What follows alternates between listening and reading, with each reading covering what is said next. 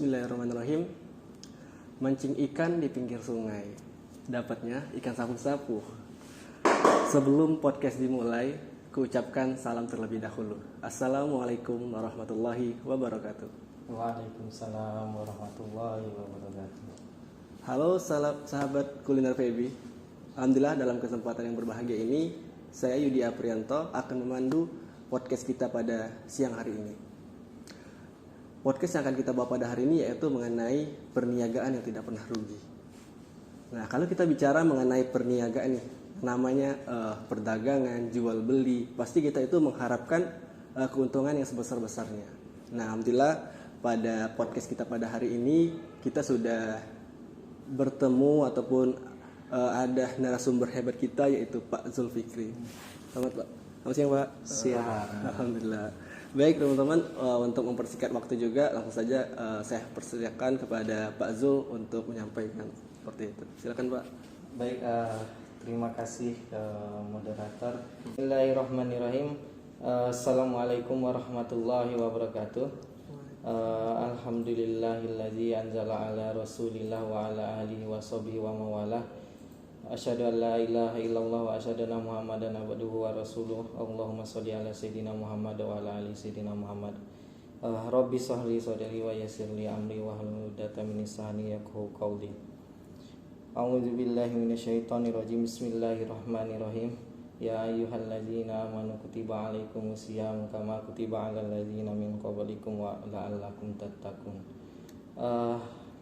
Tadi moderator sudah sedikit menyinggung terkait perniagaan yang tidak pernah rugi. Baik, adapun tema kuliner kita pada hari ini yaitu perniagaan yang tidak pernah rugi. Pemirsa kuliner yang berbahagia dimanapun Anda berada, bicara perniagaan, bicara perdagangan, bicara kewirausahaan, maka seyogyanya kita selaku manusia atau pelaku usaha pasti akan mengharapkan yang namanya keuntungan. Tidak ada yang namanya orang melakukan kegiatan perdagangan, orang yang melakukan kegiatan perniagaan itu mengharapkan kerugian. Namun terkadang pelaku usaha itu lupa bahwasanya kerugian itu adalah bagian dari resiko yang akan kita hadapi kalau kita ingin yang namanya terjun ke dalam dunia perniagaan. Namun ada kata Allah bahwasanya perniagaan yang tidak pernah rugi yang disebutkan dalam Al-Quran surat Fatir ayat 29. Minasyaitonirrajim. Bismillahirrahmanirrahim. Innal ladzina la yatluna kitaballahi wa aqamus salata wa anfaqu mimma razaqnahum sirran wa alaniyatan yarjuna tijaratan lan tabur. Yang artinya sesungguhnya orang-orang yang selalu membaca kitab Allah, yang dalam hal ini Al-Quran, terus mendirikan sholat dan menginfakkan sebagian dari rezeki yang kami anugerahkan, baik secara sembunyi-sembunyi ataupun secara terang-terangan, maka mereka itu mengharapkan perdagangan yang tidak pernah rugi. Itu janji Allah Subhanahu wa taala. Jadi bisa kita garis bawahi di situ ada 3. Yang pertama membaca kitab Allah dan mendirikan sholat. Jadi siapa yang melaksanakan perintahnya, baik itu secara menjalankan sholat sunnah ataupun wajib, maka kata Allah secara tidak langsung dia sedang menjalankan perniagaan yang tidak pernah rugi. Kenapa tidak pernah rugi? Karena balasannya adalah pahala yang besar. Terus yang kedua adalah menginfakkan sebagian rezeki. Jadi di situ bahwasanya sebagian rezeki yang kita peroleh, baik itu dari hasil kerja keras kita ataupun dari usaha yang kita lakukan, di situ adalah ada hak orang lain. Jadi siapa yang menginfakkan rezekinya, maka balasannya juga pahala yang lebih dari apa yang dikeluarkan. itu janji Allah. Jadi ada bahwasanya perniagaan yang tidak pernah rugi.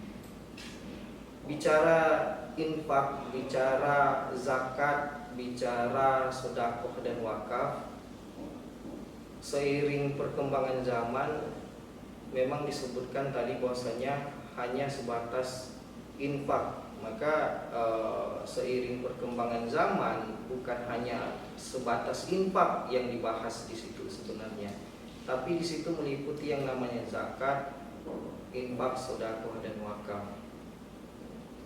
Bicara social finance atau biasa kita sebut dengan social finance, yaitu keuangan sosial.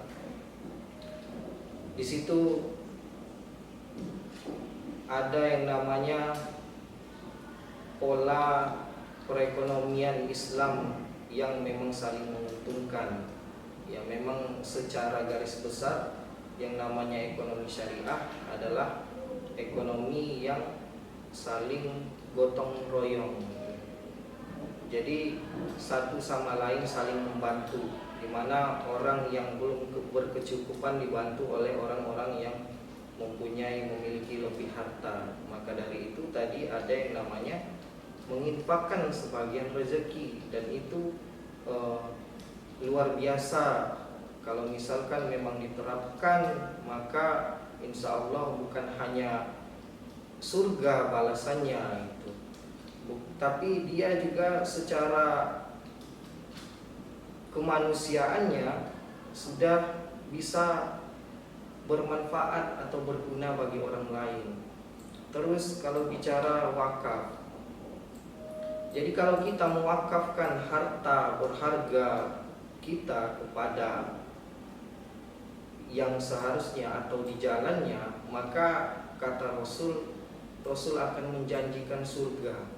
Jadi itulah bentuk perniagaan yang tidak pernah rugi. Kita dimana berniaga dengan Allah, berniaga di jalan Allah, kita juga akan mendapatkan balasan gitu yang tidak akan rugi gitu. Jadi kalau kita bicara perdagangan secara umum, yang kita bahas secara umum, maka di situ ada yang namanya risiko rugi. Tapi kalau kita bicara perdagangan atau perniagaan di jalan Allah, maka di situ tidak ada yang namanya rugi. Di situ pasti ada yang namanya timbal balik yang kita dapatkan atau balasan yang kita dapatkan dari Allah Subhanahu wa taala. Terus dari ayat tadi juga menjelaskan bahwa Allah itu menyebutkan perniagaan yang ketika dilakukan tidak akan pernah merasa rugi, yaitu amalan soleh tadi yang tergolong dalam membaca kitab Allah dan mendirikan sholat, terus menginfakkan. Mungkin itu saja penjelasan singkat yang dimaksud dengan perniagaan yang tidak pernah rugi. Jadi kalau misalkan kita memiliki harta lebih ataupun harta yang sekiranya kita rasa cukup untuk kita, maka tidak ada salahnya kalau kita menginfakkan atau memberikan sedekah kepada orang-orang yang memang membutuhkan, dan tentunya itu memang diniatkan atas dari hati untuk membantu sesama.